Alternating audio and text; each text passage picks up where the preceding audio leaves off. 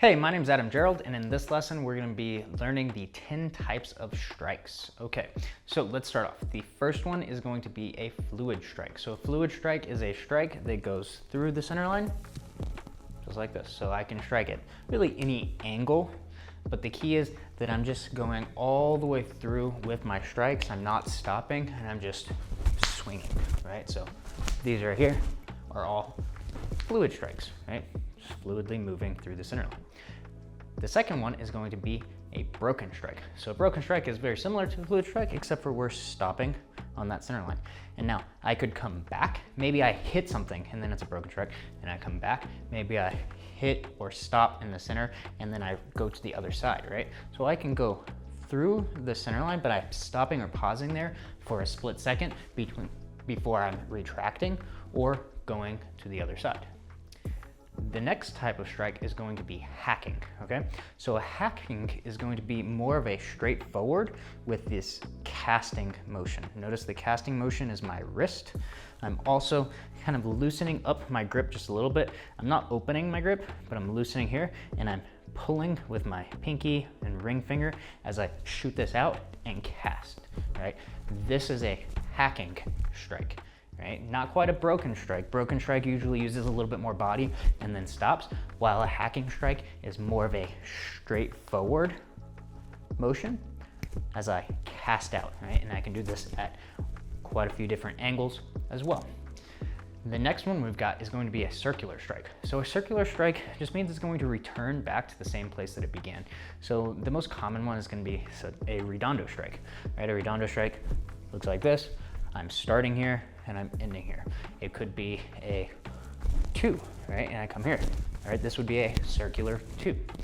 There's lots of different ways to do it. Again, circular strike, meaning it's just moving around and then coming back to the same spot, whether I'm starting off here, starting off here, starting off here, here, doesn't really matter. All of those are gonna be circular strikes. Okay. Now we're going to do some thrusts, right? And I have these as strikes just because it's easier to label them, but thrusts technically are not strikes, right? Just get that out of the way. So the first type of thrust we have is going to be a straight thrust, right? My hand moves straight, and then I usually will retract it straight. And again, I can do this from different angles, right? But the idea is that this thrust moves in a straight line to the target. Our sixth type is going to be arcing thrusts. So an arcing thrust is what it sounds like. It's moving in a circular motion, right? So I can go arc up this way, I can arc down. Here I could reverse arc, but the tip doesn't move in a straight line directly to the target. It curves around and impacts into the target. The next one we've got is going to be a hacking thrust. So a hacking thrust typically is not actually going to be used in a sword. It'll be more of a knife type thing. It's a little bit shorter, and that's how it works, but it could also be done with a sword. With a hacking thrust, I'm starting kind of like a slash, and I'm going in, but then I turn it into a straight thrust at the last second. So I'm going forward. Notice the tip is off target. My target might be in front of me. Off target, off target. I'm impacting with just the tip, and then it turns into kind of a straight thrust. So it's a mixture between a hack and a straight thrust is what makes it a hacking thrust, right? See how those names came about? It's pretty cool. Next thing we've got is going to be a double strike. So double strike is usually just going to be a broken strike followed by a circular strike.